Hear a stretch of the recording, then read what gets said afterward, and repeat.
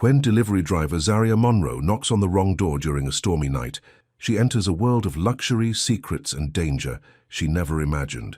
The mysterious billionaire who answers bears the weight of a missing fiancé, and Zaria's uncanny resemblance to the vanished woman draws her into a web of lies that threatens everything she holds dear. What begins as a simple case of mistaken identity spirals into a deadly game where nothing is as it seems, and everyone has something to hide. In a story where love and deception intertwine, Zaria must navigate betrayal, uncover the truth, and protect the only family she has left. Before we start this story, comment below from where you are watching us. Rain pounded against the windows of Zaria Monroe's tiny apartment. At 26, she was already carrying the weight of responsibilities most people her age couldn't imagine. The alarm on her phone buzzed, reminding her it was time for her evening delivery shift. "Tyler," she called out to her younger brother, "I left dinner in the microwave. Don't forget to finish your homework before I get back." Tyler, 17 and growing taller by the day, poked his head out from their shared bedroom. "I got it, Z. Don't work too late tonight." Zaria grabbed her rain jacket and delivery bag. "Can't promise that. These deliveries pay double when it's raining." She looked around their cramped one-bedroom apartment. The place was small, but it was all they could afford since their parents died 3 years ago in a car accident. "I'll be back by 11. Lock the door behind me." Outside, the rain fell in sheets. Zaria pulled up her delivery app and checked her assignments for the evening. 5 deliveries, all in Manhattan. The pay wasn't great, but combined with her weekend job at the coffee shop and her part-time position at the university library, it was enough to keep her in graduate school. Just barely. By 8 o'clock, she had completed 3 deliveries. Her clothes were soaked despite the rain jacket, and her feet ached in her worn sneakers. The 4th delivery was to an address in the Upper East Side. "Organic groceries to 72nd and Park," she muttered, squinting at her phone. At least the tip might be decent. The rain was coming down even harder as she approached the building. Her fingers, cold and wet, fumbled with the delivery app. When she punched the apartment code into the directory, she didn't notice she'd hit the wrong numbers. The door buzzed open. Zaria stepped inside and gasped. This wasn't the usual walk-up apartment building she delivered to. The lobby floor was marble. Original paintings hung on the walls. A uniformed doorman nodded at her from behind a mahogany desk. "Good evening, miss. Delivery?" "Yes," she said, too embarrassed to admit she might be in the wrong building. "Penthouse 19B." The doorman nodded. "Mr. Voss is expecting you. Take the private elevator at the end of the hall." Zaria's stomach knotted. She had definitely made a mistake, but now she felt trapped in the lie. She walked to the elevator, her wet sneakers squeaking on the polished floor. The penthouse level was silent. Zaria found 19B and hesitated. She should leave, find the correct building, but she was already behind schedule, and the rain wasn't letting up. Maybe she could just explain the mistake to whoever answered. She knocked. The door swung open immediately, as if someone had been waiting right behind it. Standing in the doorway was a tall man with dark hair and eyes that seemed to look right through her. He was barefoot, wearing jeans and a worn college hoodie that seemed at odds with the luxury surrounding him. "You're not Miranda," he said, his voice deep and quiet. "I'm so sorry," Zaria stammered, clutching the grocery bag. "I think I got the wrong building. I was supposed to deliver these to—" "No," the man interrupted, his eyes widening slightly. "Stay." He paused, then added, "Please, eat with me." Zaria took a step back. "Excuse me?" "I'm sorry, that came out wrong." He ran a hand through his hair. "I'm Beckett Voss. I ordered groceries, but—" He trailed off, looking past her to the empty hallway. "I think I was expecting someone else. Someone who isn't coming." There was something in his voice, pain, loneliness, that made Zaria pause. Against her better judgment, she found herself saying, "I really should get going. I have other deliveries." "I'll pay for your time," he said quickly. "Double your hourly rate. Triple it." He stepped back from the door. "It's just, today would have been my wedding anniversary. I ordered all this food out of habit, and now I'm standing here with enough groceries for 2 people and no one to share it with." Zaria knew she should leave. This man was a stranger, rich, probably used to getting whatever he wanted, but there was something in his eyes that didn't match the penthouse, the money, or the desperation in his voice. 10 minutes, she said finally. "I can stay for 10 minutes. Beckett's apartment was nothing like she expected. Yes, it was massive, with floor-to-ceiling windows overlooking the rainy Manhattan skyline, but it was sparsely furnished, almost empty in places. No photographs on the walls, no personal touches. It felt more like a hotel suite than a home. The kitchen was state-of-the-art, all gleaming stainless steel and marble countertops, but the only food visible was the grocery bag Zaria had brought and a stack of takeout containers in the trash. "Do you actually cook?" she asked, setting the bag on the counter. "Not really," Beckett admitted. "I used to. Or rather, she used to." He didn't explain who she was, and Zaria didn't ask. "Well, I'm not cooking a full meal in 10 minutes, she said, opening the bag, "but we could have some of these strawberries." Beckett watched as she rinsed the berries in the sink. "There's a frozen pizza in the freezer," he said. "From last week's delivery, I could heat that up." Zaria checked her watch. "That would take longer than 10 minutes. "I've already paid for your other deliveries to be covered," Beckett said, opening the freezer. "I made some calls while you were washing the berries." "You what?" Zaria put down the colander of strawberries. "You can't just do that without asking me." "I'm sorry," he said, and he genuinely looked it. "I'm not very good at this. At people. I should have asked first." Zaria sighed. "You're right. You should have." She looked at her phone and saw a notification that her remaining deliveries had indeed been reassigned, with full pay and tips credited to her account. "How did you even do that so quickly?" "I own the company that owns the delivery app," Beckett said, sliding the pizza into the oven. "It wasn't hard." Zaria stared at him. "You own... Wait, are you that Beckett Voss? The tech CEO?" He nodded, uncomfortable with the recognition. "Does that change things?" "It explains how you can afford this place," she said, looking around, "and why you think you can rearrange people's schedules without asking." He winced. "I really am sorry about that." For the next hour, they ate microwave pizza and strawberries at Beckett's kitchen island. Zaria found herself telling him about graduate school, her plans to become a therapist for underserved women, and even about Tyler. "He's smart," she said, her face softening when she talked about her brother. "Way smarter than me. He got a partial scholarship to Columbia for next fall. But we're still short about $30,000.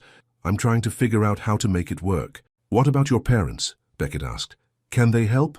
Zaria's smile faded. "They died 3 years ago. Car accident. It's just me and Tyler now." "I'm sorry," Beckett said quietly.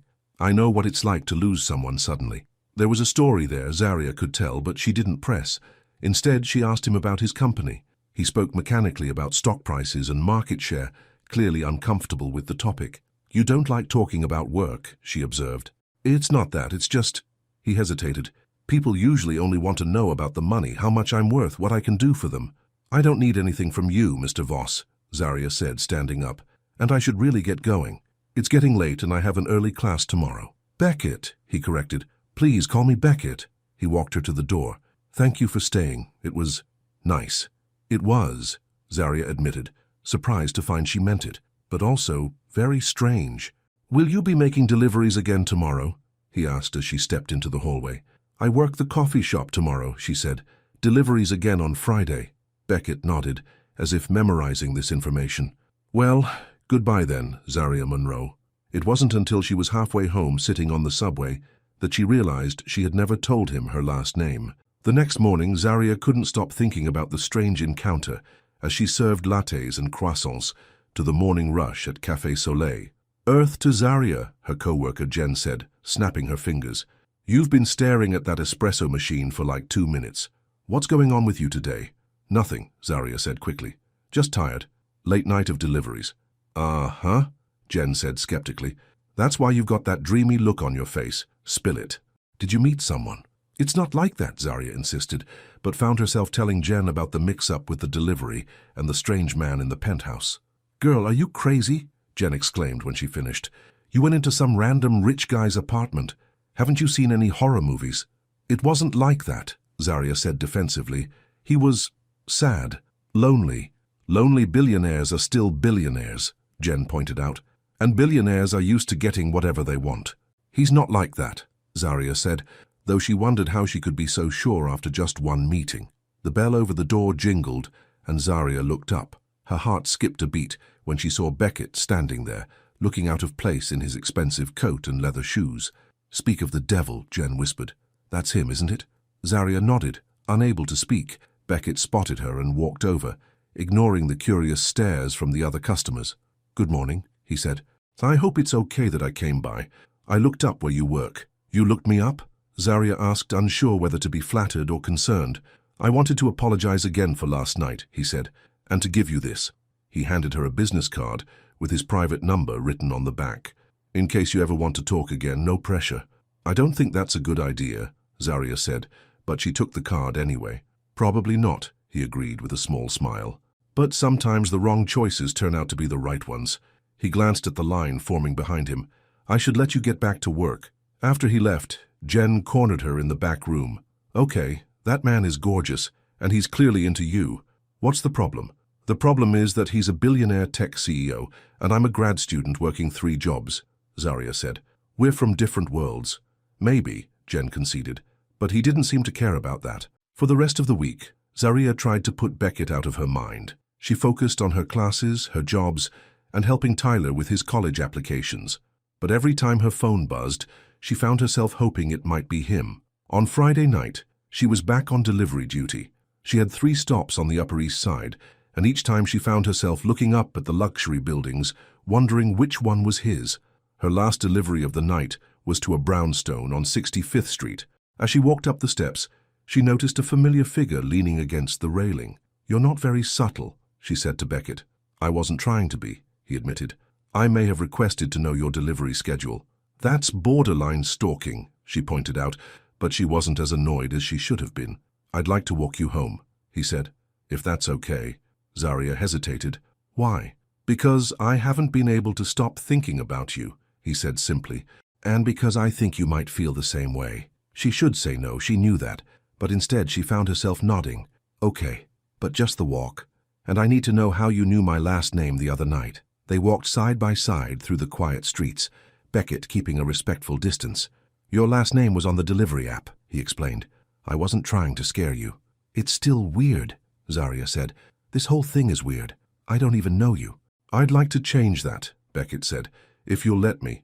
They reached her apartment building, a rundown walk-up in a much less glamorous part of the city. Zaria felt suddenly self-conscious. "This is me." Beckett looked at the building but showed no reaction to its condition. "Would you have dinner with me tomorrow night? A proper dinner, not pizza on a kitchen counter." Zaria knew she should say no. This man was a stranger, one with money and power and secrets behind his eyes. But there was something about him that called to her, something beyond the wealth and the penthouse. "Yes," she said finally, "but I choose the place, somewhere normal." Beckett smiled, and for the first time it reached his eyes. "Anywhere you want." As she climbed the stairs to her apartment, Zaria couldn't shake the feeling that she was stepping into something bigger than she understood, something that had started the moment she knocked on the wrong door. Inside, Tyler was waiting up despite the late hour. "You okay, Z? You look weird." "I'm fine," she said, hanging up her coat. "Just tired." "Did something happen on your shift?" Zaria thought about Beckett, about the sadness in his eyes, and the way he'd looked at her as if he'd been waiting for her all along. "I'm not sure yet," she said honestly, "but I think it might be something important." Later that night, as she lay in bed, Zaria took out her phone and searched for Beckett Voss. Dozens of articles appeared, most about his company and his fortune, but one headline caught her eye. "Tech billionaire's fiancé still missing after 2 years." Zaria clicked on the article, and her blood ran cold. There was a photo of Beckett, younger and smiling, with his arm around a beautiful woman with dark hair and warm eyes, a woman who looked exactly like Zaria. Zaria stared at her phone screen, her hand trembling.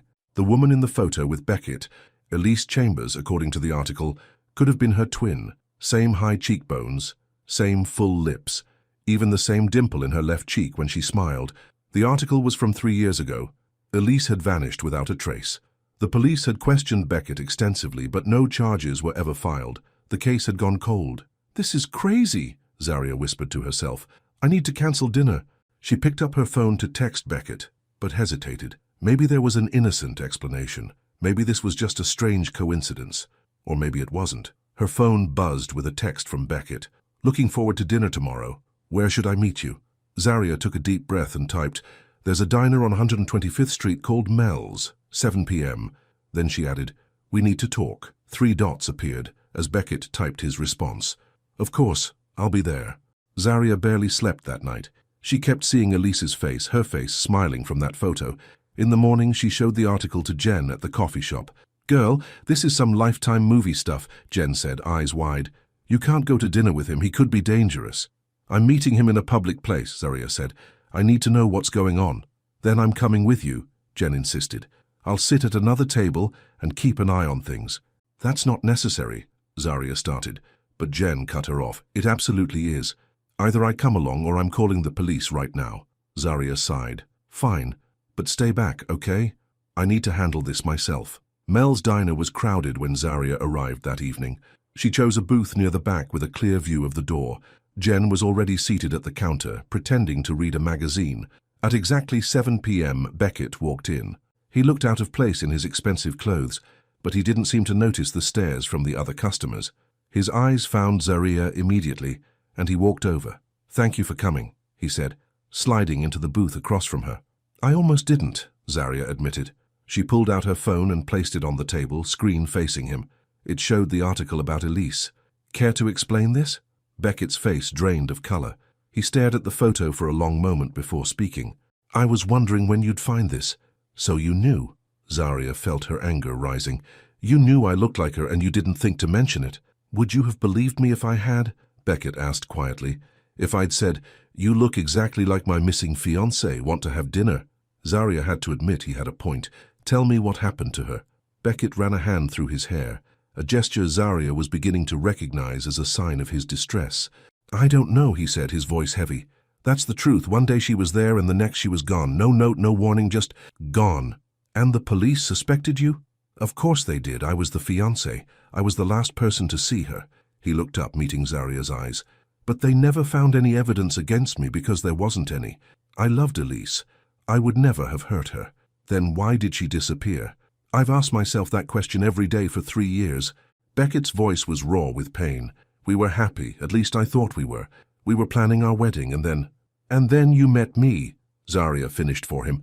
A woman who looks exactly like your missing fiancé, delivering groceries to your door on what would have been your anniversary. That's a pretty big coincidence, don't you think? It's more than a coincidence, Beckett admitted. When I saw you at my door that night, I thought I was hallucinating. I thought Elise had come back. Is that why you asked me to stay, because I look like her? Beckett was quiet for a long moment. At first, yes, he finally said. But then we talked, and I realized you're nothing like Elise. You're your own person, strong, determined, kind. You don't even know me, Zaria said. I'd like to, Beckett replied, if you'll let me. Zaria studied his face, looking for signs of deception. She'd gotten good at reading people after years of working customer service jobs. Beckett seemed sincere, but there was still something he wasn't telling her. What else? She pressed. What else aren't you telling me? Beckett sighed. The night before Elise disappeared, we had a fight. A bad one. She was upset about something she found on my computer. She thought I was hiding things from her. Were you? Not in the way she thought, Beckett said. I was working on a new security program, something revolutionary, the kind of thing governments and corporations would pay billions for. I kept it from her because the fewer people who knew, the safer everyone would be. And she didn't believe you. She was hurt that I didn't trust her, Beckett said. She stormed out. I thought she just needed time to cool off, but she never came back. Zaria wasn't sure what to believe. The man sitting across from her seemed genuinely devastated by his loss, but if he was capable of hiding a major project from his fiancée, what else might he be hiding? I understand if you want to leave, Beckett said, reading her expression. This is a lot to take in, but I'm not dangerous, Zaria, and I'm not using you as some kind of replacement for Elise. I felt a connection to you, a real one. Zaria glanced over at Jen, who was watching them intently from the counter. Jen raised her eyebrows in a silent question. Everything okay? Zaria nodded slightly, then turned back to Beckett. I don't know what to think right now. This is all very strange. I know, Beckett agreed. Maybe we should just have dinner, talk about normal things, get to know each other without all this hanging over us. Against her better judgment, Zaria found herself agreeing. They ordered burgers and fries, and gradually the conversation shifted to safer topics. Her studies, his work, the parts he could talk about, their favorite books. By the time they finished eating, Zaria felt herself relaxing slightly. Beckett was easy to talk to when he wasn't being mysterious and intense. My brother has a big calculus test next week, she mentioned as they were finishing their coffee. He's smart, but math isn't his strongest subject. I could help him, Beckett offered immediately. I majored in applied mathematics before I got into computer science. That's a nice offer, but Zaria hesitated. But you're not sure you want me anywhere near your brother, Beckett finished for her. I understand. The offer stands, though, no strings attached. As they left the diner, Beckett insisted on paying for a taxi to take Zarya home. "It's late," he said. "I'd feel better knowing you got home safely." "I take the subway every night," Zarya pointed out. "I know, and I worry about that too." Jen caught up with them outside. "Everything okay here?" she asked, eyeing Beckett suspiciously. "Fine," Zarya assured her. "Beckett, this is my friend Jen. Jen Beckett." "Nice to meet you," Beckett said politely, though his eyes registered that he understood why Jen was there. "Yeah, you too," Jen said, not bothering to hide her skepticism. "Zarya, you want me to ride home with you?" "I'm fine," Zarya said. "I'll text you when I get there." After Jen reluctantly left, Beckett hailed a taxi and opened the door for Zarya. "Can I see you again?" he asked. Zarya considered for a moment. "I need some time to think," she said honestly. "This is a lot to process." Beckett nodded. "I understand. The ball's in your court." When Zarya got home, Tyler was sitting at their small kitchen table, surrounded by textbooks and looking frustrated. "Stupid calculus," he muttered. "Who even needs to know this stuff?" Zarya thought about Beckett's offer to help. Despite everything, she believed he was genuinely good at math and would be patient with Tyler. "Actually," she said slowly, "I might know someone who could help you." 3 days later, Zarya found herself opening the door to her apartment to let Beckett in. He looked different in casual clothes, jeans and a plain button-down shirt, less like a billionaire and more like a regular person. "Thank you for trusting me with this," he said quietly, as she led him to the kitchen where Tyler was waiting. The tutoring session went better than Zarya expected. Beckett had a gift for explaining complex concepts in simple terms, and Tyler was a quick study once he understood the basic principles. "Dude, you're a lifesaver," Tyler said when they finished. "I actually get this stuff now." "You did all the work," Beckett told him. "I just pointed you in the right direction."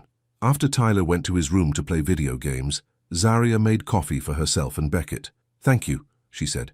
"He's been struggling with that class all semester." "He's smart," Beckett said. "He just needed a different approach."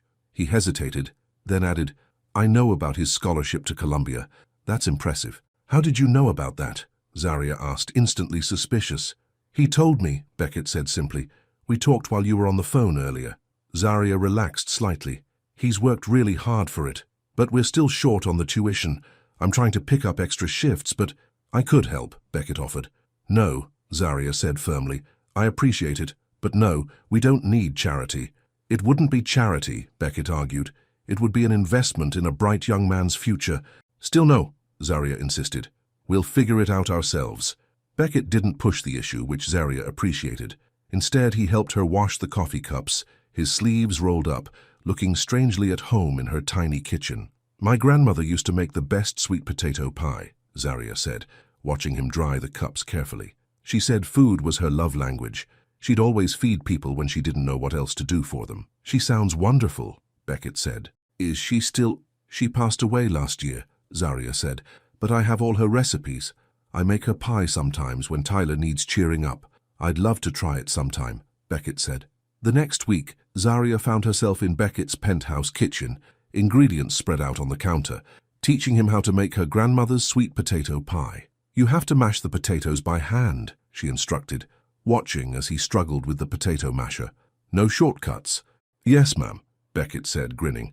He had flour on his cheek and looked more relaxed than she'd ever seen him. As they waited for the pie to bake, they sat on his balcony, looking out over the city. The night was cool but clear, the stars barely visible through the city lights. "Tell me about your parents," Beckett said, "if that's okay." Zarya rarely talked about them, but something about the quiet night and Beckett's gentle question made her want to open up. "They were high school sweethearts," she said. "Dad was a history teacher, Mum was a nurse. They worked hard, saved every penny so Tyler and I could go to college." She paused, feeling the familiar ache in her chest. "The night they died, they were coming home from their anniversary dinner. Drunk driver ran a red light." Beckett reached over and took her hand. He didn't say he was sorry, which Zarya appreciated. She'd heard sorry too many times. "What about your family?" she asked. "Not much to tell," Beckett said. "Only child. Father was a banking executive, mother was a socialite. They were more interested in appearances than in actually being parents. They died in a plane crash when I was in college. Their private jet went down over the Atlantic." "That's awful," Zarya said. "We weren't close," Beckett said, his voice neutral. "They left me the family fortune, which I used to start my company." They were silent for a while, both lost in memories. Then the timer went off, breaking the spell. "Pie's ready," Zaria said, standing up. The pie was perfect, sweet and spicy and comforting. Beckett closed his eyes when he took the first bite. "This is amazing," he said. "Your grandmother was an artist." "She was," Zaria agreed, pleased by his reaction. "Food was her way of showing love." "And is it yours?" Beckett asked, his eyes serious. Zaria felt her cheeks warm. "I'm still figuring that out." Over the next few weeks, a pattern emerged. Beckett would help Tyler with his homework twice a week. On Sundays, Zaria would cook at Beckett's penthouse, teaching him her grandmother's recipes. They were careful with each other, both aware of the strange circumstances that had brought them together, but drawn to each other nonetheless. Zaria still had questions about Elise, about Beckett's secretive work, about the sadness that sometimes clouded his eyes when he thought she wasn't looking. But she found herself setting those questions aside, wanting to enjoy the simple pleasure of being with him. One Sunday evening, as they were cleaning up after dinner, Beckett's phone rang. He glanced at the screen and frowned. "I need to take this," he said. "Work emergency, I'll just be a minute." He stepped onto the balcony, closing the door behind him. Zaria tried not to eavesdrop, but she could see his expression through the glass. He looked tense, almost angry. When he came back inside, his face was carefully blank. "Everything okay?" Zaria asked. "Fine," he said shortly. "Just a security issue at the office." Zaria didn't believe him, but she didn't press. Everyone was entitled to their secrets, she told herself. But as she gathered her things to leave, she couldn't shake the feeling that Beckett was hiding something important. The next day, Zaria was at the university library reshelving books during her shift, when her phone buzzed with a text from an unknown number. "Be careful with Beckett Voss. He's not who you think he is." Zaria stared at the message, her heart racing. "Who is this?" she typed back. 3 dots appeared, then disappeared. No response came. That evening, she showed the text to Jen at the coffee shop. "You need to talk to him," Jen said. "Ask him straight out what's going on." "What if he lies?" Zaria asked. "Then you'll know," Jen said confidently. "You've always been good at spotting liars." Zaria wasn't so sure. She prided herself on being able to read people, but Beckett was different. There were layers to him she couldn't access, parts of his life he kept carefully separate from her. That night, as she lay in bed, she made a decision. She would ask Beckett directly about Elise, about his work, about everything. If they were going to have any kind of relationship, it had to be based on truth. But the next morning, before she could text him, her phone rang. It was Tyler's school. "Ms. Monroe, this is Principal Garcia. There's been an incident involving Tyler. He's not hurt, but we need you to come to the school right away." Zaria rushed to the school to find Tyler sitting in the principal's office, looking angry and defiant. His lip was split, and his knuckles were bruised. "What happened?" she demanded. "Mr. Monroe was involved in a physical altercation with another student," Principal Garcia explained. "Both boys are suspended for 3 days." "He deserved it," Tyler muttered. "He was talking trash about you." "About me?" Zaria was confused. "What are you talking about?" "He said you were dating some rich old guy for his money," Tyler said, his voice rising. "That you were his sugar baby or something." "I couldn't let him talk about you like that." Zaria felt sick. "How did anyone at your school even know about Beckett?" "I don't know," Tyler said, "but everyone's talking about it. There's even pictures of you two going around." Principal Garcia handed Zaria her phone, showing her a gossip website with the headline, "Tech Billionaire's New Girlfriend, Replacement or Rebound." There were photos of her and Beckett leaving his building, walking in the park, sitting at the diner. "Oh my God," Zaria whispered. This was exactly what she hadn't wanted. Her private life exposed, her relationship with Beckett reduced to nasty speculation, and now it was affecting Tyler. She took her brother home, both of them silent on the subway. When they reached their apartment, Tyler went straight to his room and slammed the door. Zaria's phone rang. It was Beckett. "I just saw the article," he said without preamble.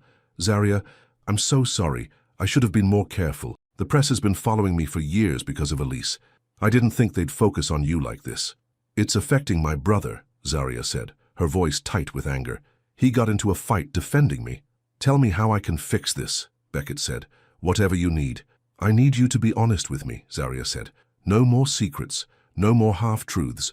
I need to know everything about Elise, about your work, about whatever it is you're hiding from me." There was a long pause. "Okay," Beckett finally said. "Come to the penthouse tonight, I'll tell you everything." That evening, Zaria took a taxi to Beckett's building. Her stomach knotted with apprehension. The doorman nodded to her, she was a regular visitor now, and directed her to the private elevator. Beckett was waiting for her when the elevator doors opened. He looked tired, his face drawn with worry. "Thank you for coming," he said, leading her into the living room. "I know I've been keeping things from you, and I'm sorry. I thought I was protecting you, but I see now that I was wrong." "Protecting me from what?" Zaria asked. Beckett took a deep breath. "From the truth about Elise, and from the people who might still be looking for her." "What do you mean?" "The night before Elise disappeared, she found something on my computer," Beckett explained. "Not just my security program, but evidence that someone in my company was selling technology to foreign governments. Dangerous technology. And this person found out she knew?" Beckett nodded. "I think so. We argued because I wanted her to let me handle it internally, but she wanted to go to the FBI immediately. The next day she was gone." "You think this person hurt her?" Zaria asked, not wanting to say the word killed. "I don't know," Beckett said, his voice breaking. "I've spent 3 years and millions of dollars trying to find out what happened to her. Hired the best private investigators. Nothing. Why didn't you tell me this from the beginning?" "Because the investigation is still ongoing," Beckett said. "And because I was afraid if you knew the whole story, you'd be in danger too. The person responsible is still out there, still working at my company. I'm close to identifying them, but I don't have concrete proof yet." Zaria felt cold all over. "And you think this person might target me because I look like Elise? Because they might think I know something?" "It's possible," Beckett admitted. "That's why I've been so careful. Why I've tried to keep our relationship private." "Well, that part didn't work out so well," Zaria said bitterly, thinking of the gossip article and Tyler's fight. "I know, and I'm sorry." Beckett reached for her hand, but Zaria pulled away. "Is there anything else you're not telling me?" she asked. Beckett hesitated. "Just one thing. I received a message yesterday, a threat. It said they would take her away again if I didn't back off the investigation." "Her?" Zaria repeated. "They think I'm Elise, or they're using our connection to threaten me," Beckett said. "Either way, I'm worried about your safety." Zaria stood up, needing space to think. "This is a lot. I understand if you want to walk away," Beckett said quietly. "In fact, it might be safer if you did." But even as he said it, Zaria could see in his eyes that he didn't want her to go. And despite everything, the lies, the danger, the complications, she didn't want to leave either. "I need time to process all this," she said finally. "I need to think about what's best for Tyler and for me." "Of course," Beckett said. "Take all the time you need." As Zaria rode the elevator down to the lobby, her phone buzzed with another text from the unknown number. "He's still lying to you. Ask him about the key." Zaria stared at the message, a chill running down her spine. What key? And who was sending these warnings? Outside, the night was cold and clear. Zaria pulled her coat tighter around her and began walking, her mind racing with questions. She was so distracted that she didn't notice the black car following her until it pulled up alongside her at the corner. The window rolled down, revealing a woman with dark glasses, even though it was night. "Zaria Monroe," the woman asked. "We need to talk. About Beckett Voss and about Elise Chambers." Zaria took a step back. "Who are you?" "Someone who knows the truth," the woman said. "Get in, and I'll tell you everything." Every instinct told Zaria to run, but the woman reached up and removed her dark glasses, revealing a face that Zaria recognized from the news articles about Beckett's company. "My name is Alexandra Reed," the woman said. "I was Elise's best friend, and I think you're in terrible danger." Zaria hesitated, staring at the woman in the car.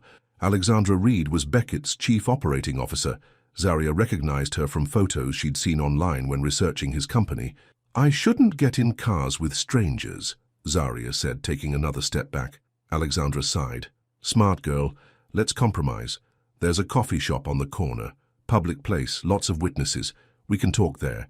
10 minutes later, they sat across from each other in a brightly lit cafe. Alexandra looked tired, with dark circles under her eyes and a tense set to her shoulders. "I was Elise's roommate in college," she began, stirring her untouched coffee. "We stayed friends when she started dating Beckett. I was the one who introduced them, actually." "So you work for Beckett?" Zaria asked. "With him, not for him," Alexandra corrected. "I was already successful when we started the company. Beckett had the vision, I had the business sense." "Why are you talking to me about Elise?" Alexandra leaned forward. "Because you're in danger, and Beckett isn't telling you everything. Did he tell you about the key?" "What key?" Zaria asked, remembering the text message. "Elise had a safety deposit box. The key to it went missing the same day she did.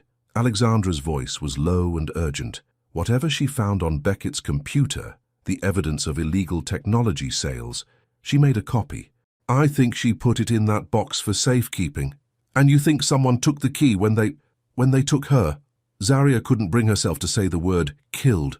That's my theory, Alexandra said, but they never found the box itself. The bank had no record of it under Elise's name. So why tell me this now? Because yesterday, Beckett's head of security accessed the personnel files of everyone who worked at the company when Elise disappeared, including mine. Alexandra's eyes were hard. The investigation is getting closer to the truth and someone's getting nervous. And now you're in the middle of it. Why would I be in danger? Zarya asked. I don't know anything. You look exactly like Elise, Alexandra said bluntly. And you're close to Beckett. That makes you either a target or a pawn. Zarya's mind was racing. Has Beckett seen the messages I've been getting? The warnings about him? Alexandra looked surprised. What messages? Zarya showed her the texts from the unknown number. Alexandra's face paled. I didn't send these, she said, but whoever did might be trying to help you. Or manipulate me, Zarya pointed out. That's also possible, Alexandra admitted. Look, I'm not saying Beckett is behind what happened to Elise, but he's hiding things from you. Be careful. As Alexandra stood to leave, she slid a business card across the table. If you need help, call me, day or night. Zarya walked home slowly, trying to make sense of everything. She wanted to believe Beckett was a good man who had lost someone he loved, but there were too many secrets, too many warnings. When she reached her apartment, Tyler was waiting up for her. Where have you been? He demanded. I was worried. I'm sorry, Zarya said, suddenly exhausted. It's been a complicated night. Tyler studied her face. This is about him, isn't it? That rich guy. Beckett, Zarya corrected automatically. And yes, partly. I don't trust him, Tyler said bluntly. He's too perfect. Helping me with homework, being all charming. What does he really want from you? Not everyone has an angle, Ty, Zarya said, but she couldn't help wondering the same thing. Just be careful, okay? Tyler's voice softened. You're all I've got. Zarya hugged her brother tightly. We've got each other. That's all we need. But as she lay in bed that night, she couldn't stop thinking about Beckett, his pain when he talked about Elise, his gentleness with Tyler, the way he looked at her like she was something precious. Was it all an act? Or was he truly falling for her, the way she was falling for him? The next morning, Zarya had just finished her shift at the coffee shop when Beckett texted her. Can we talk? It's important. They met at a small park near her apartment. Beckett looked like he hadn't slept, his eyes shadowed, his usual confident posture replaced by something more vulnerable. I need to tell you something, he said without preamble. I hired a new private investigator 3 months ago. Someone outside my usual circles. Someone no one at the company knows about. And? Zarya prompted. When he paused, he found something. Beckett's voice was tight with emotion. A bank statement from an account in Switzerland, in Elise's name. Money was deposited 2 weeks after she disappeared, and again every month since then. Zarya felt her heart skip. She's alive. It appears so, Beckett said. His expression was unreadable. The PI traced the most recent transaction to a small town in Italy. Are you going there to find her? I'm sending the investigator first, Beckett said. If it's really her, I need to know why she left, why she let me think she was dead all this time. Zarya didn't know what to say. If Elise was alive, what did that mean for her relationship with Beckett? Was she just a replacement after all? There's something else, Beckett continued, seeming to read her thoughts. Whatever's happening between us, it's real, Zarya.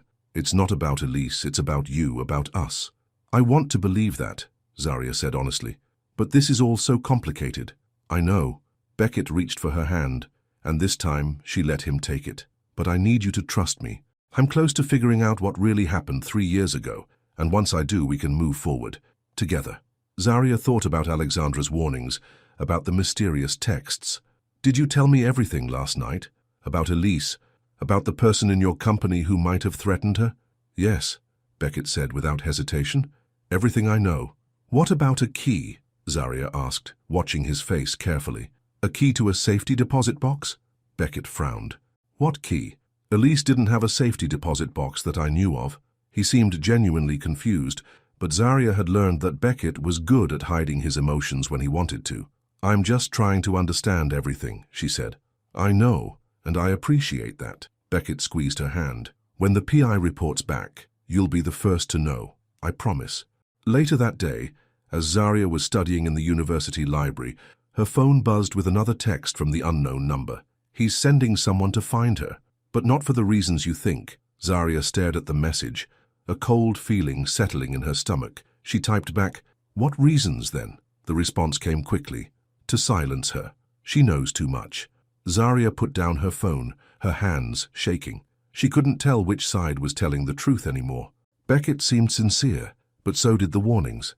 And Alexandra's story about the key seemed to fit with the idea that Elise had found evidence of something illegal. She needed more information before she could decide who to trust. And there was only one place she could think to look. That evening, when she knew Beckett would be at a business dinner, Zarya used her key to his penthouse, the one he'd given her just last week, saying he wanted her to feel welcome any time. She felt guilty about sneaking in, but she needed answers. The penthouse was silent and dark as she entered. She wasn't even sure what she was looking for, some evidence that would either confirm Beckett's story or expose his lies. She started in his home office, a sleek room with a desk facing the windows and the city beyond. His computer was password protected, of course. She tried a few obvious combinations, his birthday, his company name, but nothing worked. Next, she checked the bookshelves, looking behind books for hidden compartments or safes. Nothing. The desk drawers contained only ordinary office supplies and a few personal items, a college ring, some old photos of what looked like Beckett's parents. She was about to give up when she noticed a small wooden box on a high shelf. Standing on tiptoe, she managed to reach it and brought it down.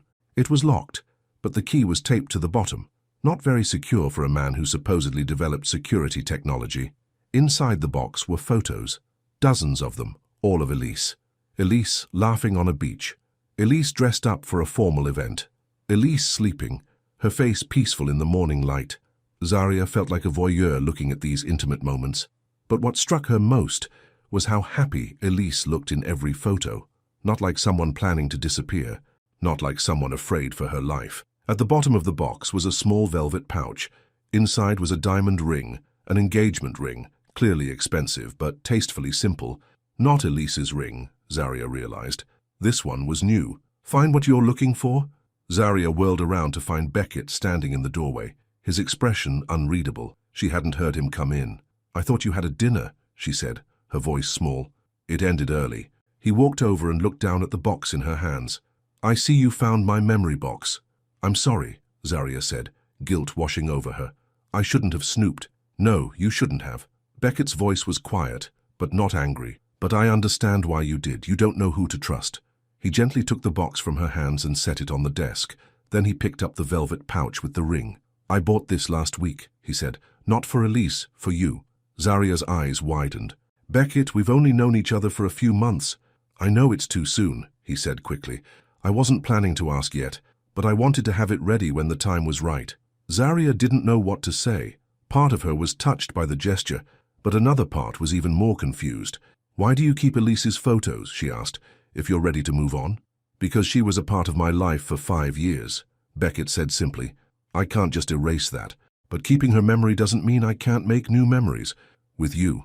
He reached out and touched her cheek gently. "Tell me what's going on, Zarya. Why are you really here?" Zarya hesitated, then decided to be honest. "I've been getting messages, warnings about you, saying you're not who you say you are." "From who?" Beckett asked, his brow furrowing. "I don't know. An anonymous number." Zarya pulled out her phone and showed him the texts. "And last night, after I left here, Alexandra Reed approached me. She said you're hiding things about a key to a safety deposit box that disappeared with Elise." Beckett's face darkened. "Alexandra has never liked me. She blames me for Elise's disappearance, always has. Is she lying about the key?" "Not entirely," Beckett admitted. "Elise did have a key she kept with her at all times, but it wasn't for a safety deposit box. It was for a storage locker. The police searched it after she vanished. It was empty." "Why wouldn't Alexandra know that?" "Because Elise didn't tell her everything," Beckett said. "Their friendship was complicated. Alexandra was in love with Elise, had been since college, but Elise didn't feel the same way." Zarya hadn't expected that. "So you think Alexandra is behind the messages, trying to turn me against you?" "It's possible," Beckett said. "Or it could be someone else at the company. Someone who knows I'm getting close to the truth and wants to distract me by causing problems between us." It made sense, but Zaria still felt uneasy. "I don't know what to believe anymore." "Believe what you've seen with your own eyes," Beckett said. "Have I ever given you reason not to trust me? Have I ever hurt you or lied to you?" "Not that I know of," Zaria admitted. "But there's so much I don't know about you, about your world." "Then ask me," Beckett said. "Anything. I'm an open book." Zaria took a deep breath. "The PI you hired, the one looking for Elise in Italy, is he really just finding her, or is there more to it?" "What do you mean?" "One of the texts said you were sending someone to silence her." Beckett looked genuinely shocked. "That's absurd. I loved Elise. If she's alive, I want to know why she left, but I would never hurt her." His reaction seemed sincere, but Zaria had one more question. "What will you do if he finds her? If she's really alive?" Beckett was quiet for a moment. "I'll ask her why," he said finally, "and then I'll let her go. Whatever we had is in the past. My future, the one I want, is with you." He pulled her close, and Zaria let herself be held, wanting to believe him, wanting to trust the connection they'd built over these past months. "No more secrets," Beckett whispered against her hair. "From now on, complete honesty between us." The next day, Zaria met Jen for lunch and told her everything. The photos, the ring, the conversation with Beckett. "So you believe him?" Jen asked, looking skeptical. "I think I do," Zaria said. "His explanation about Alexandra makes sense. And he seemed genuinely hurt by the suggestion that he would send someone to harm Elise." "Men can be good actors when they need to be," Jen pointed out, "especially rich, powerful men used to getting their way." "True," Zaria acknowledged. "But my instinct says he's telling the truth." "Well, your instincts are usually good," Jen conceded. "Just keep your eyes open, okay?" Later that day, Zaria was at the coffee shop when Tyler called, sounding excited. "Z, you won't believe what happened. I just got an email from Columbia. They're offering me a full scholarship, not just the partial one. Everything. Tuition, room and board, even a stipend for books." Zaria nearly dropped her phone. "What? How is that possible?" "I don't know. The email says my application was reviewed again, and they decided I qualified for their special scholars program. Can you believe it?" Zaria's mind was racing. This was too convenient, too perfectly timed. "That's amazing, Ty. We'll talk about it when I get home, okay?" As soon as she hung up, she called Beckett. "Did you do something with Tyler's scholarship?" she demanded without preamble. There was a pause on the other end. "I may have made a call," Beckett admitted, "but I didn't pay for it if that's what you're asking. I just asked them to take another look at his application. He earned this, Zaria. I just made sure the right people noticed." Zaria wasn't sure whether to be angry or grateful. "You should have told me first." "You're right, I should have," Beckett agreed. "But I was afraid you'd say no out of pride, and Tyler would lose this opportunity." "Are you very angry?" Zaria sighed. "I don't know what I am. This is a huge thing for Tyler, but I don't like feeling manipulated." "It wasn't manipulation," Beckett insisted. "It was just removing an obstacle that shouldn't have been there in the first place. Tyler deserves this chance." "I need to think about this," Zaria said, still unsure how to feel. "I'll call you later." That evening, as Zaria and Tyler were celebrating his scholarship with a special dinner, her phone rang with an unknown number. Thinking it might be Columbia with more information, she answered. "Zaria Monroe?" a male voice asked. "Yes, who's this?" "My name is Daniel Reeves. I'm the private investigator Beckett Voss hired to find Elise Chambers." Zaria's heart skipped a beat. "Did you find her?" "Yes," the man said, "in a small village outside of Florence. But there's something you need to know. Something Mr. Voss isn't telling you." "What is it?" Zaria asked, stepping away from the table so Tyler wouldn't hear. "Elise Chambers didn't just disappear," the PI said. "She was running from something or someone." "Beckett?" Zaria asked, her throat tight. "I don't know," Reeves said. "But she's using a different name now, living a completely different life, and she's terrified of being found." "Have you told Beckett you found her?" "Not the details, just that I have a lead," the PI said. "I wanted to talk to you first. There's something not right about this whole situation. Mr. Voss is paying me a lot of money to find this woman, but when I asked what he plans to do when I locate her, he was evasive." Zaria remembered Beckett's words from the night before. "I'll ask her why, and then I'll let her go." Had that been another lie? "What do you want from me?" she asked the PI. "Information," he said. "Do you know about a key? Ms. Chambers apparently had a key to something important, something that went missing when she did." The key again. "I've heard about it," Zaria said cautiously, "but I don't know any details." "Well, someone thinks you do," Reeves said. Your apartment was searched today while you were out. Zaria felt cold all over. What? How do you know that? Because I've been watching your building, the PI admitted. Mr. Voss asked me to keep an eye on you, make sure you were safe. I saw someone pick the lock on your apartment door about 3 hours ago. They were inside for 20 minutes. Tyler, Zaria gasped. My brother wasn't home, Reeves assured her. No one was there. But whoever it was, they were looking for something specific. They didn't take any valuables. Zaria's mind was racing. I need to call my brother, make sure he's okay. He's fine, Reeves said. He's at the library, been there since 4 o'clock. The fact that this stranger knew so much about Tyler's whereabouts was almost as disturbing as the break-in itself. I have to go, Zaria said. Ms. Monroe, the PI said quickly. Be careful who you trust, especially Beckett Voss. There's more going on here than a missing fiancé. After hanging up, Zaria called Tyler and told him to come straight home. Then she called Beckett. Someone broke into my apartment, she said as soon as he answered. What, are you okay? Is Tyler okay?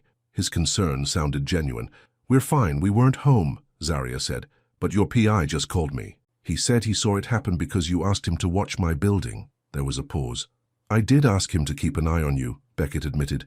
After the text threats, I was worried about your safety, but he wasn't supposed to contact you directly. Well, he did, Zaria said, and he told me he found Elise in Italy. Did you know that? Another pause, longer this time. He told me he had a strong lead, Beckett said carefully, but not that he definitely found her. What else did he say? That Elise is afraid, that she's hiding from someone, and he asked about a key. Zaria, listen to me. Beckett's voice was urgent now. Reeves is not what he seems. Yes, I hired him to find Elise, but last week he started asking strange questions, pushing for information about company projects. I think someone got to him. Turned him. Turned him? What is this? A spy movie? Zaria was getting angry now. I'm tired of all these secrets and half-truths. I just want a normal life, Beckett. For me and for Tyler. I know, Beckett said softly, and you'll have it, I promise. But first, I need you to come to the penthouse. It's not safe at your apartment right now. Tyler's on his way home, Zaria said. I can't just leave. Bring him too, Beckett said. I have plenty of room, please, Zaria, just until I can figure out what's going on. Zaria thought about the break-in, about the warnings, about Elise hiding in Italy. None of it made sense, but one thing was clear. She and Tyler might be in danger. Okay, she said finally. We'll come, but this can't go on much longer, Beckett. I need answers, real ones. You'll have them, Beckett promised. Tonight. I'll tell you everything. 2 hours later, Zaria and Tyler arrived at Beckett's penthouse. Tyler was quiet, taking in the luxury around him with wary eyes. Your brother can stay in the guest suite, Beckett told Zaria. It has its own bathroom and entertainment system. This is crazy, Tyler muttered, like we're in some kind of witness protection program.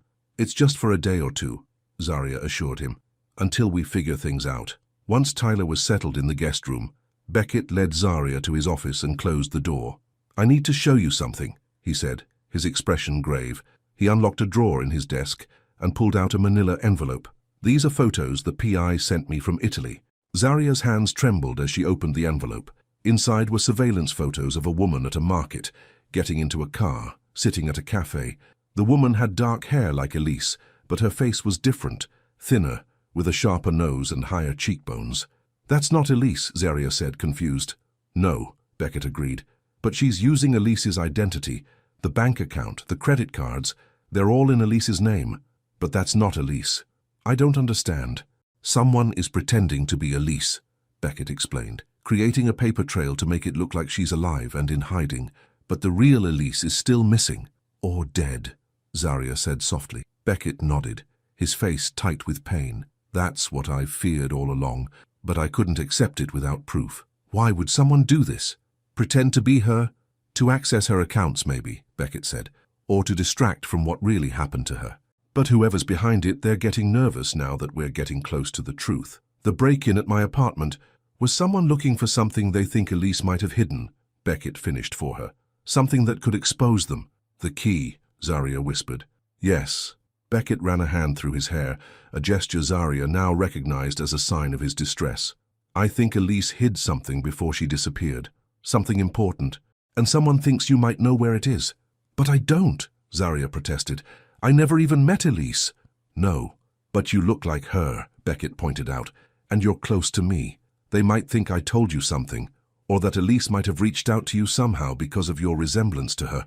It was all so convoluted, so far removed from Zaria's normal life of classes and part-time jobs and taking care of Tyler. This is insane, she said. All of it.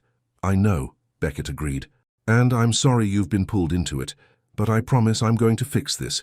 I'm close to identifying who's behind all of it. Once I do, it will be over. And then what? Zaria asked. We go back to normal. You move on from Elise, just like that? I started moving on the night you knocked on my door, Beckett said quietly. Whatever happens, whatever we find out about Elise, my feelings for you are real, Zaria. You have to believe that. Zaria wanted to believe him, wanted to trust the connection that had grown between them over these past months, but there were still too many unanswered questions, too many secrets. I need some air, she said, standing up. I'm going to check on Tyler, then maybe take a walk on the balcony. Beckett nodded, understanding her need for space. Take all the time you need. The guest suite was empty when Zaria checked it. A note on the bed read, "Gone to get my laptop from the apartment. Back soon." Zaria texted her brother immediately. "Not safe, come back now." But there was no response. She tried calling, but the call went straight to voicemail. Panic rising in her throat, she ran back to Beckett's office. "Tyler's gone," she said, her voice tight with fear. "He went back to our apartment. He's not answering his phone." Beckett was on his feet immediately. "I'll drive you there. We'll find him." The drive to Zaria's apartment was tense and silent, both of them lost in their own worries. When they arrived, the building was dark and quiet. "Wait here," Beckett said as he parked the car. "Let me check first." "No way," Zaria said firmly. "He's my brother." They went up together, Zaria's heart pounding as she unlocked the apartment door. "Tyler," she called. "Ty, are you here?" The apartment was empty. Tyler's laptop was gone from his desk, indicating he had been there. But where was he now? Zaria was about to call the police when her phone buzzed with a text. It was from Alexandra Reed. "I have your brother. He's safe. Come to the office. Come alone." "What is it?" Beckett asked, seeing the color drain from Zaria's face. Zaria showed him the text. Beckett's expression hardened. "She's gone too far this time." "Why would she take Tyler?" Zaria asked, her voice shaking. "He has nothing to do with any of this." "Leverage," Beckett said grimly. "She knows you'd do anything to protect him." "I have to go," Zaria said, already heading for the door. "Not alone," Beckett insisted. "It's too dangerous." "The text says to come alone," Zaria reminded him. "I can't risk Tyler's safety." "At least let me drive you there," Beckett pleaded. "I'll stay in the car, but I'm not letting you walk into this by yourself." Zaria hesitated, then nodded. "Okay, but promise me you won't interfere unless I call for help." "I promise," Beckett said solemnly. The drive to Beckett's company headquarters was tense. It was late, nearly midnight, and the city streets were eerily quiet. "Why would Alexandra do this?" Zaria asked. "What does she want from me?" "I don't know," Beckett admitted. "But she's been acting strange lately. Secretive, missing meetings, taking calls in private. When they reached the building, most of the lights were off. Only the security lights illuminated the lobby. The security guards know you," Beckett told her. "Just say you're meeting me." "Alexandra's office is on the 14th floor East Wing." Zaria nodded, her mouth dry with fear. "If I'm not out in 30 minutes, call the police." "Be careful," Beckett said, squeezing her hand. "Remember, Alexandra is smart and manipulative. Don't believe everything she tells you." The lobby was deserted except for a bored-looking security guard who barely glanced at Zaria when she mentioned Beckett's name. The elevator ride to the 14th floor felt endless. When the doors opened, the hallway was dimly lit, most of the offices dark, but at the end of the corridor, light spilled from an open door. Gathering her courage, Zaria walked toward it. Alexandra was sitting behind a large desk looking surprisingly calm. Tyler was in a chair across from her, unhurt but clearly annoyed. "Finally," he said when he saw Zaria. "Can you tell this crazy lady I don't know anything about any key?" "Tyler, are you okay?" Zaria rushed to her brother's side. "I'm fine," he assured her. "Just being held hostage by your boyfriend's psycho business partner." "Not a hostage," Alexandra corrected coolly. "A guest. I simply needed to talk to both of you somewhere private." "You threatened my brother," Zaria said angrily. "Sent me cryptic warnings. Why all the drama?" "Because normal channels aren't safe anymore," Alexandra said. "Beckett's office, his penthouse, your apartment, they're all being watched. Maybe even bugged." "By who?" Zaria demanded. By the same person who made Elise disappear, Alexandra said. Someone inside this company who's been selling our technology to foreign governments. Someone who's willing to kill to protect their secret. And you think I know who that is? Zarya asked incredulously. No, Alexandra said. But I think Elise left a clue before she disappeared. And I think it might be connected to you somehow. Why would it be connected to me? I never even met her. Because of this. Alexandra unlocked a drawer in her desk and pulled out a small leather journal. Elise's diary. I found it hidden in her old desk last week. Look at the last entry. Zarya took the journal with trembling hands and opened it to the marked page. The entry was dated the day before Elise disappeared. I found the proof. B was right. Someone inside is selling us out. I've made a copy of everything and hidden it where only someone with my face can access it. If anything happens to me, find my mirror. Her mirror? Zarya asked, confused. What does that mean? I think it means you, Alexandra said simply. Someone with her face, her mirror image. That's impossible, Zarya protested. She couldn't have known about me. We never met.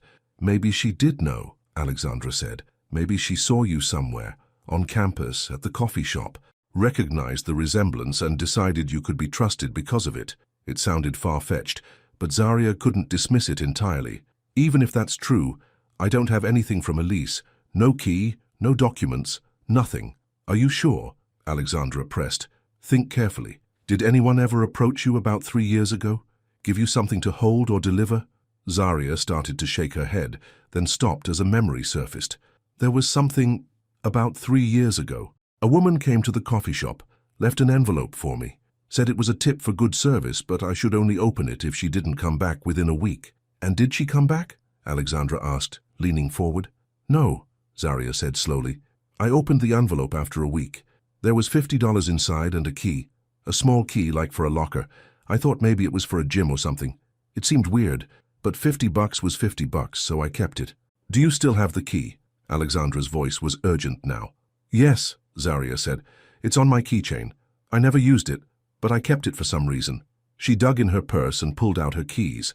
Among them was a small brass key, unremarkable except for a tiny engraving on one side. The number 42. Alexandra's eyes widened. That's it. That's what everyone's been looking for. The key to where Elise hid the evidence.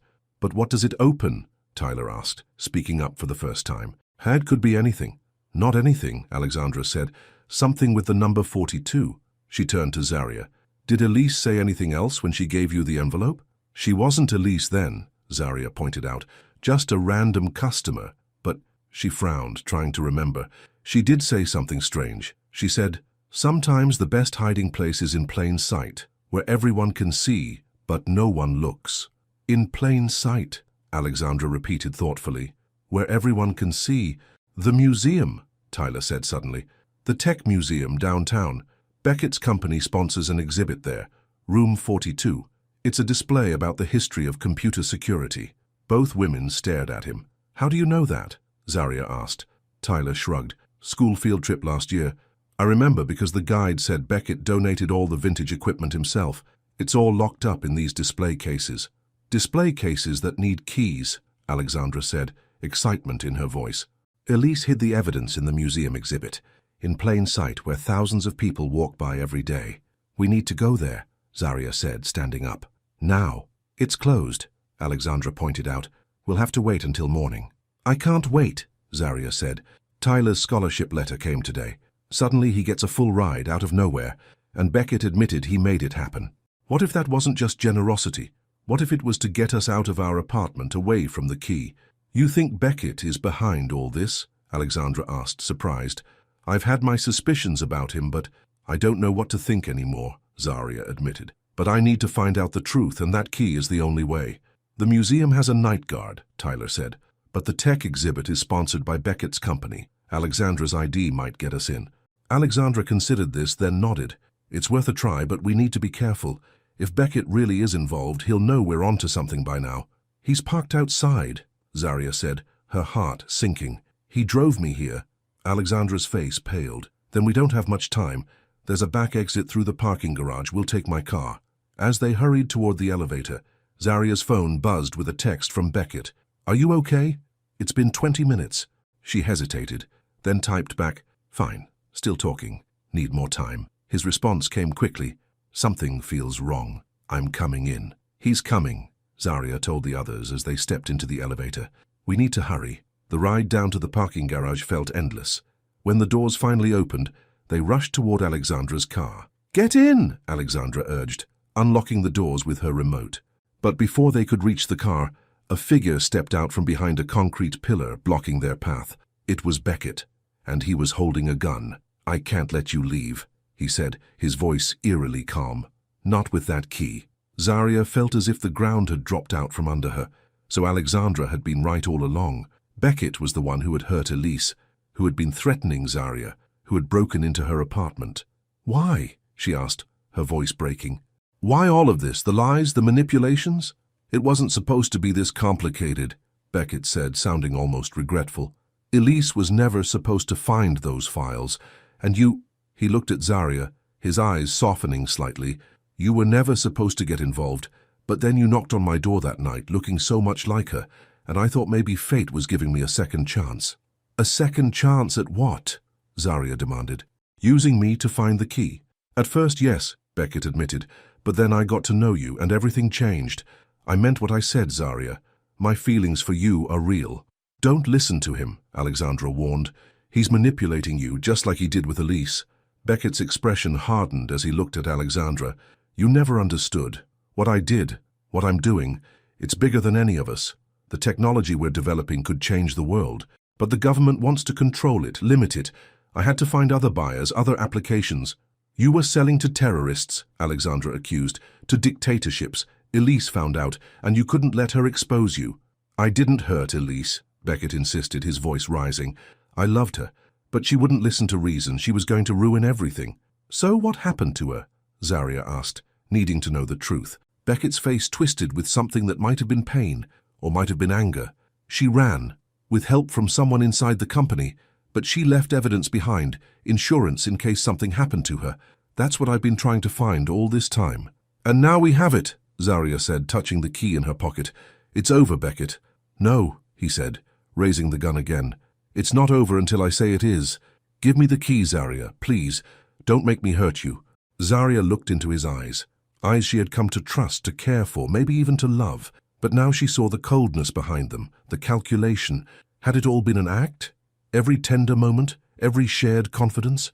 You won't shoot me, she said, hoping she was right. You still need me to find what Elise hid. I don't want to hurt you, Beckett agreed, but I will if I have to. The key, Zarya. Now. Zarya's mind raced, looking for a way out. Beside her, she felt Tyler tense, ready to do something stupid and brave. She put a hand on his arm, warning him to stay still. Just as she was about to reach for the key, hoping to buy time, the garage echoed with the sound of police sirens. Moments later, the entrance ramp was flooded with blue and red lights. Drop the weapon, the command came from behind them. Zarya turned to see several police officers, guns drawn, advancing into the garage. Leading them was Daniel Reeves, the private investigator. It's over, Voss, Reeves called. We have Elise's testimony, and now we have you threatening these people with a gun. Drop it. Now. Beckett's face went slack with shock. Elise? She's alive? Very much alive, Reeves confirmed, and ready to testify against you. Drop the gun. For a moment, Zarya thought Beckett might actually shoot. His finger tightened on the trigger, his eyes wild with desperation.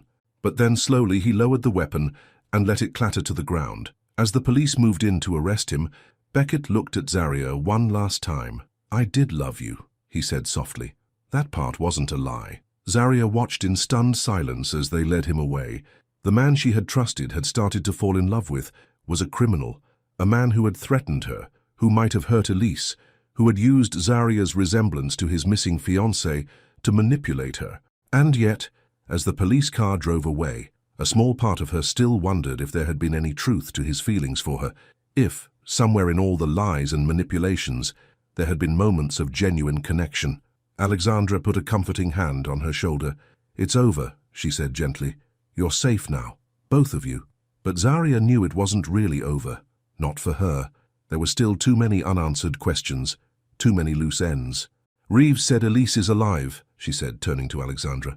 Is that true? Or was it just a trick to get Beckett to surrender? I don't know, Alexandra admitted, but we can find out. As they walked toward Reeves, who was talking to the police officers, Zaria's phone buzzed with a text from an unknown number, the same number that had been sending her warnings about Beckett. The message was simple: "Thank you for being my mirror. Now it's time we met face to face." Zaria stared at the phone, a chill running down her spine. Elise was alive, and she wanted to meet. The small cafe on the Upper West Side was nearly empty at 10 a.m. on a Tuesday. Zaria sat at a corner table, her hands wrapped around a mug of coffee that had long gone cold. It had been 3 days since Beckett's arrest, 3 days of police interviews and news reports and sleepless nights. "Are you sure you want to do this?" Tyler asked, sitting across from her. He had refused to let her come alone. "After everything that's happened?" "I need answers," Zaria said simply, "and she's the only one who can give them to me." The cafe door opened, and Zaria's heart skipped a beat.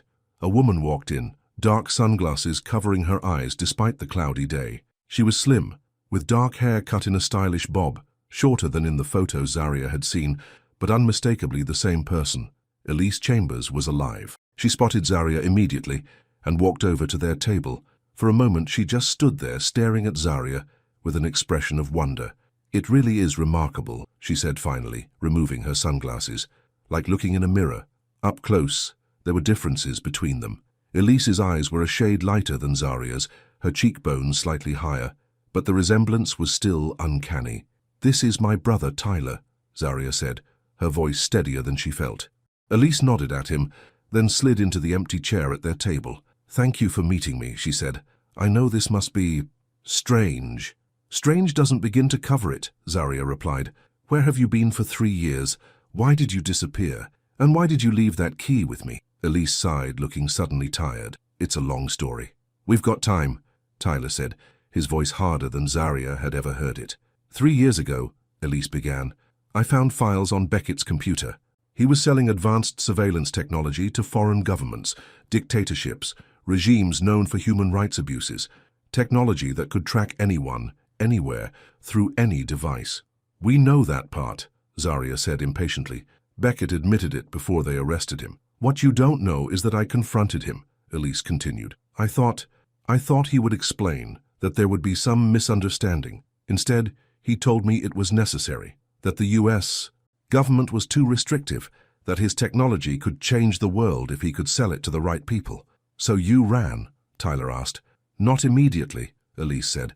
"First, I copied the files, all the evidence of what he was doing. I hid them somewhere I thought no one would look. But Beckett realized what I'd done. The night before I disappeared, she swallowed hard. "He threatened me, said if I went to the authorities I wouldn't live to testify." "Beckett threatened to kill you?" Zaria couldn't keep the shock from her voice. The Beckett she knew, or thought she knew, had seemed incapable of such cruelty. "Not in so many words," Elise admitted, "but the message was clear. That's when I knew I had to disappear. I contacted Alexandra, told her part of what was happening. She helped me create a new identity, set up accounts in Switzerland." "But the woman in Italy," Zaria said, remembering the surveillance photos. "That wasn't you." "A decoy," Elise explained. "Someone Alexandra hired to create a trail to keep Beckett looking in the wrong places. I was actually in Canada most of the time." "And the key?" Zaria asked, touching her keychain. "Why give it to me?" Elise looked uncomfortable. "That was not entirely planned. I knew about you before I disappeared.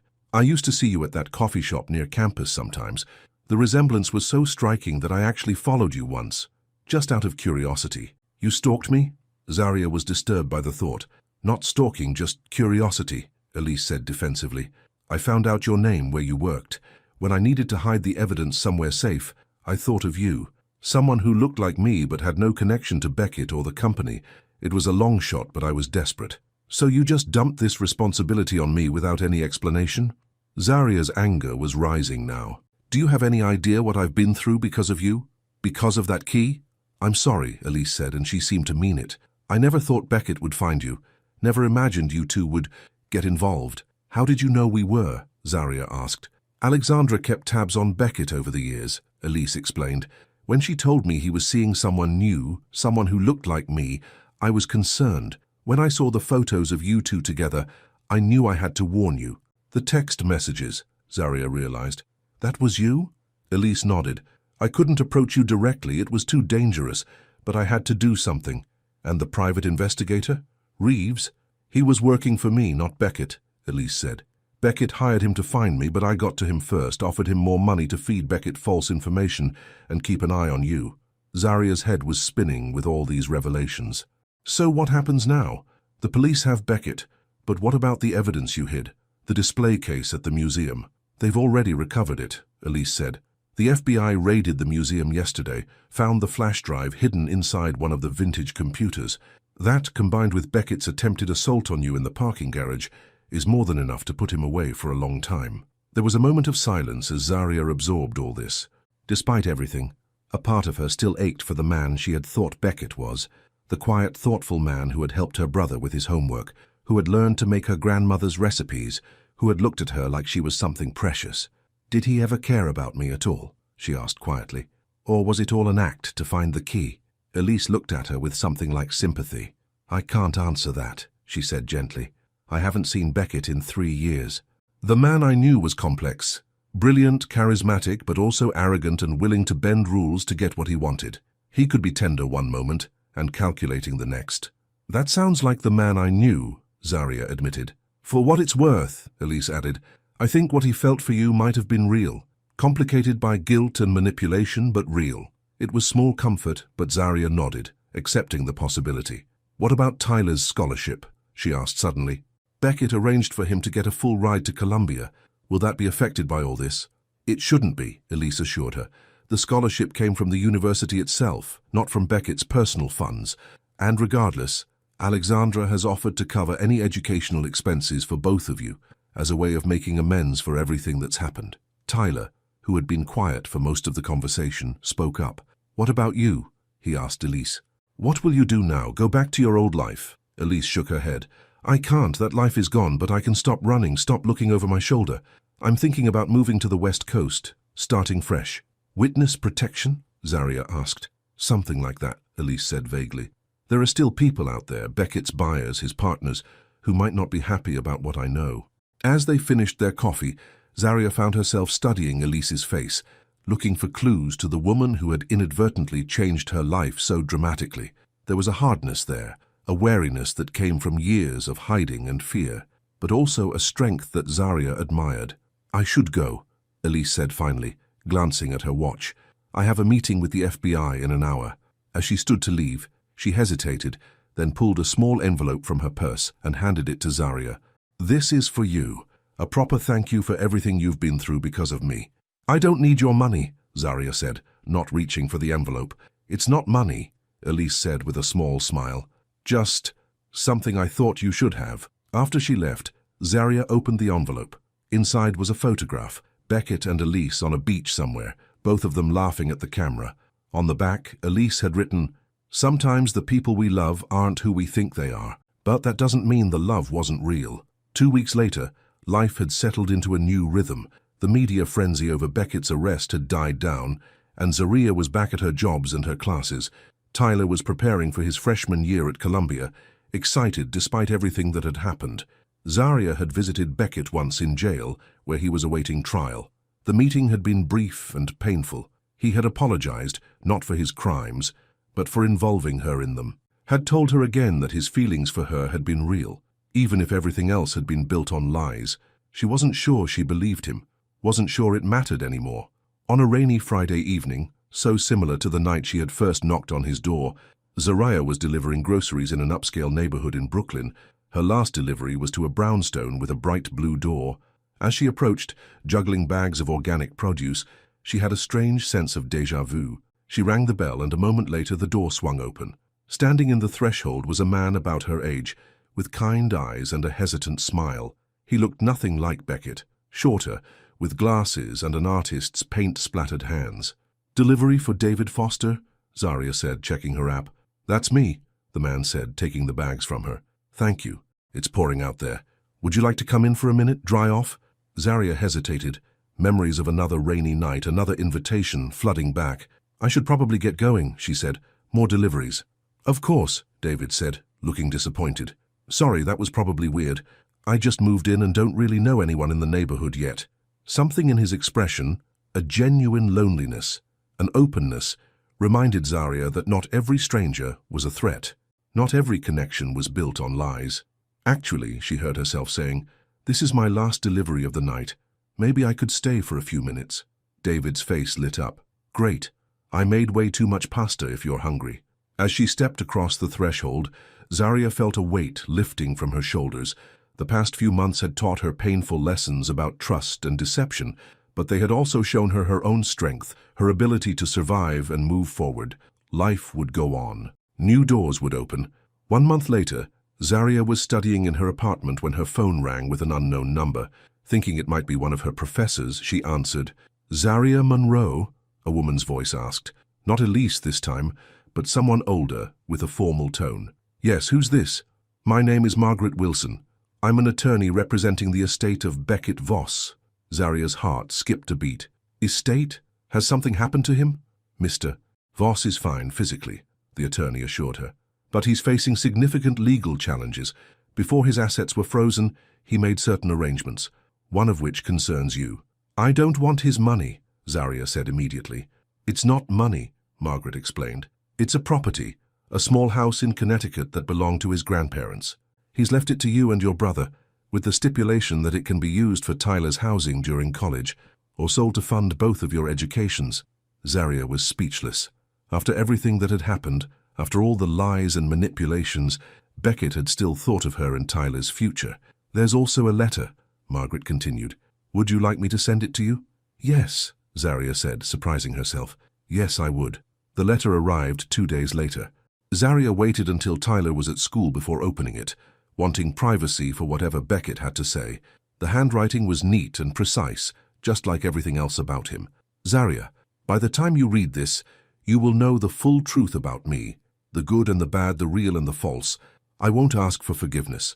What I did to Elise, to you, to countless others through my technology is unforgivable. But I want you to know that in a life built on deception, what I felt for you was the truest thing I've ever known. You came to my door on the darkest night of my year and brought light with you. I will always be grateful for that, even if I didn't deserve it. The house in Connecticut has no strings attached, no hidden agenda. It's simply a gift from someone who wishes he could have been the man you thought he was. Take care of Tyler. Take care of yourself. And when you're ready, open your door to someone worthy of you. Beckett." Zaria folded the letter carefully and put it back in the envelope. She wasn't sure how she felt about it, about him. Perhaps she never would be. But life was moving forward. Tyler was thriving, already talking about his plans for medical school after Columbia. Zaria had added a 4th job to her schedule, weekend receptionist at a community mental health clinic, giving her valuable experience for her future therapy practice. And there was David, the man with the blue door who had asked her to dinner again, who made her laugh, who knew nothing about Beckett or Elise, or any of the drama that had consumed the past 6 months of her life. Maybe someday she would tell him the whole story, or maybe not. Some doors were better left closed. 3 months later, Zaria sat in her psychology professor's office discussing her thesis proposal. Her plan to open a therapy practice for underserved women was taking shape, with a focus on trauma and resilience. "This is excellent work, Zaria," Professor Jenkins said, closing the proposal folder. "With your experience and passion, I have no doubt you'll make a real difference in these women's lives." Zaria glowed with pride. After everything that had happened, her dreams were still intact, still moving forward. "Oh, I almost forgot," Professor Jenkins added, reaching into her desk drawer. "This came for you." She handed Zaria a small package with no return address, just Zaria's name written in an unfamiliar hand. "Thank you," Zaria said, slipping it into her bag. "I should get going. I've got a delivery shift in an hour." Outside, while waiting for the bus, curiosity got the better of her. She opened the package carefully. Inside was a small wooden box, and within that, a note and a key. The note was brief, "For when you're ready to start your practice." No strings, no conditions, just a door waiting to be opened. A.R. Alexandra Reed. Since Beckett's arrest, she had taken over his company, restructured it, eliminated the questionable contracts, and turned it into a leader in ethical technology development. The key was attached to a paper with an address in Brooklyn, a good neighborhood, centrally located, perfect for a therapy practice. Zaria smiled, tucking the key into her pocket. Another door, another opportunity. Life had a strange way of coming full circle. That evening, after her delivery shift, Zaria decided to check out the address Alexandra had sent. It was a storefront on a busy street, currently empty, but with good bones, large windows, a welcoming entrance, plenty of space inside for a waiting room and therapy offices. As she peered through the windows, trying to imagine her name on the door, her phone rang. Unknown number. "Hello," she answered, still distracted by the potential of the space before her. "Is this Zaria Monroe?" a woman's voice asked. Not Alexandra, not Elise, not anyone Zaria recognized. "Yes, who's this?" "My name isn't important," the woman said. "What's important is that you stop looking into Beckett Voss's case." Zaria frowned. "I'm not looking into anything. Beckett's case is with the courts now." "Don't play dumb," the woman snapped. "You've been asking questions. Visiting properties connected to Voss. It stops now." "I think you have the wrong person," Zaria said, genuinely confused. "I haven't been asking any questions." There was a pause on the other end. "You're not working with Elise Chambers?" "No," Zaria said firmly. "I met her once, months ago. I haven't spoken to her since." Another pause. "Stay away from the Brooklyn property," the woman said finally. "It's not what you think it is." The line went dead. Zaria stared at her phone, then at the empty storefront. What had Alexandra gotten her into? Was this really just a generous gift, or was there something more going on? She debated calling Alexandra directly to ask, but something held her back. The woman's warning had sounded serious, urgent. Maybe it would be better to step back, take some time to figure out what was happening. As she turned to leave, a car pulled up to the curb, a black SUV with tinted windows. Zaria's heart raced as she remembered similar cars from the Beckett days, remembered the fear and uncertainty of that time. The back window rolled down, and a familiar face looked out. Not Elise this time, but Alexandra herself. "Get in," she said, her voice tight with urgency. "We need to talk." Zaria hesitated, remembering the last time she'd been invited into a car by someone connected to this whole mess. "About what?" "About Beckett," Alexandra said. "He's escaped custody, and I think he's looking for you." Zaria felt the world tilt beneath her feet. Just when she thought she was free of the past, it had found its way back to her. "Why would he come after me?" she asked, even as she moved toward the car. "I have nothing he wants." "That's where you're wrong," Alexandra said grimly, as Zaria slid into the seat beside her. "You have the one thing Beckett Voss has always wanted, but never had." "What's that?" Alexandra's eyes were serious in the dim light of the car. "A second chance." As the car pulled away from the curb, Zaria felt her phone buzz in her pocket. A text from an unknown number, not the same as the warning call, but a new one. She glanced down at the screen and felt her breath catch. "You already opened the door. I just want to know if you'll stay." At that moment, her phone rang, a blocked number. With a trembling hand, she answered and heard a woman's voice whisper, "You don't know him. You need to leave. He's not who you think he is." But the voice wasn't talking about Beckett. It was warning her about Alexandra,